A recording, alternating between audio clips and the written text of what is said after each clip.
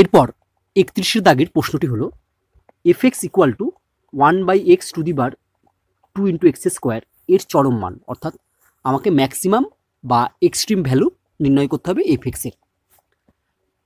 আমি প্রথমে F x যেটি দেওয়া আছে সেটির উভয় পক্ষে লগ নেব। কেন লগ নেব না, যেহেতু আমি দেখতে পাচ্ছি 1/x⁻² x² আছে, অর্থাৎ এক্ষেত্রে 1/x এর পাওয়ারেও একটা ফাংশন আছে এক্সের। এরকম যখন অঙ্ক থাকবে তখন আমরা প্রথমেই উভয় পক্ষে লগ নিয়ে নেব। তাহলে উভয় পক্ষে লগ নিলে আমার বাঁ দিকে ছিল এফ এক্স, তাহলে আমরা লিখব log f x equal to, ডান দিকটাতে লগ নিলে আমরা লিখব লগ অফ 1/x⁻² x²। তোমরা ইচ্ছা করলে এখানে বেসটা ই নিতে পারো, আবার না নিলেও পারো।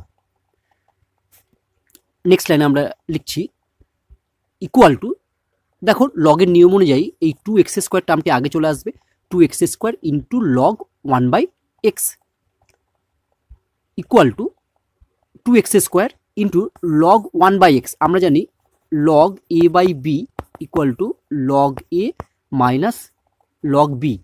তাহলে এখানে আছে লগ 1/x, এখানে a মানে হচ্ছে 1 আর b মানে হচ্ছে x, তাহলে লগ 1/x এর ফর্মুলা আমরা লিখতে পারবো লগ 1 মাইনাস লগ x।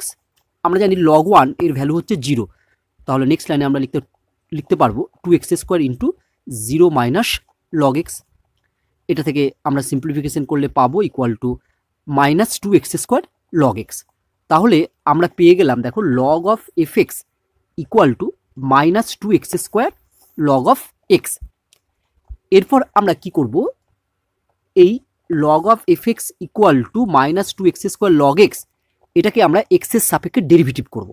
ঠিক আছে, যেহেতু এক্ষেত্রে আমরা ম্যাক্সিমাম অর্থাৎ চরম মান নির্ণয় করছি, তাই লেফট হ্যান্ড সাইডের ডেরিভেটিভটি কিন্তু আমি কখনোই করব না। লেফট হ্যান্ড সাইডে শুধু ddx দিয়ে আমরা লিখে দেবো ddx of log f x, কিন্তু রাইট হ্যান্ড সাইডের ডেরিভেটিভটি আমরা করব। তাহলে মনে রাখবে, চরম অবম এর মান নির্ণয়ের ক্ষেত্রে তুমি যদি উভয় পক্ষে লগ নাও তাহলে বাঁ দিকে কখনো ডেরিভেটিভটি পূরণ করবে না, মানে সম্পূর্ণ করবে না, শুধু ddx লিখে বাঁ দিকটা রেখে দেবে, ডান দিকের ডেরিভেটিভ তোমরা ক্যালকুলেশন করবে।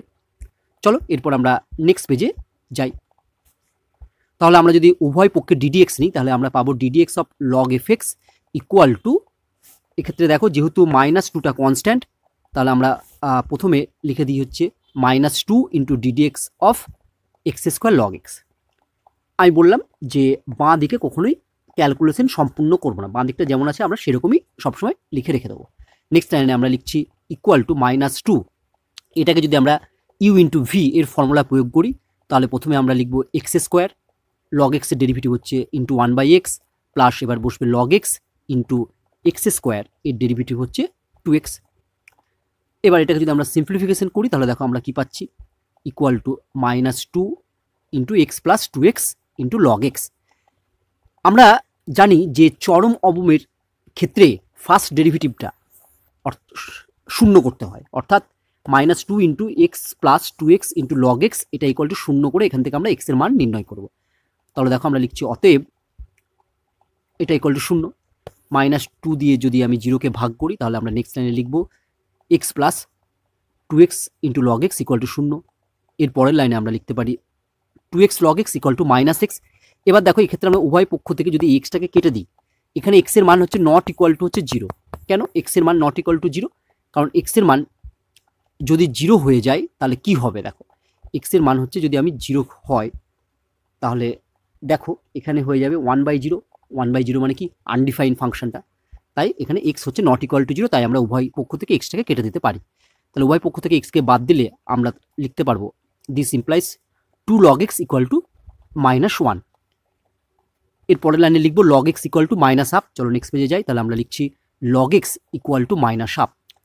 এবার আমি যদি লগটা তুলি তাহলে তোমরা জানো কি লিখতে পারি না, this implies x equal to log তুললে ডান দিকের যে সংখ্যাটি থাকবে সেটি ই এর পাওয়ারে বসে যাবে, ই টু দি পাওয়ার -1/2।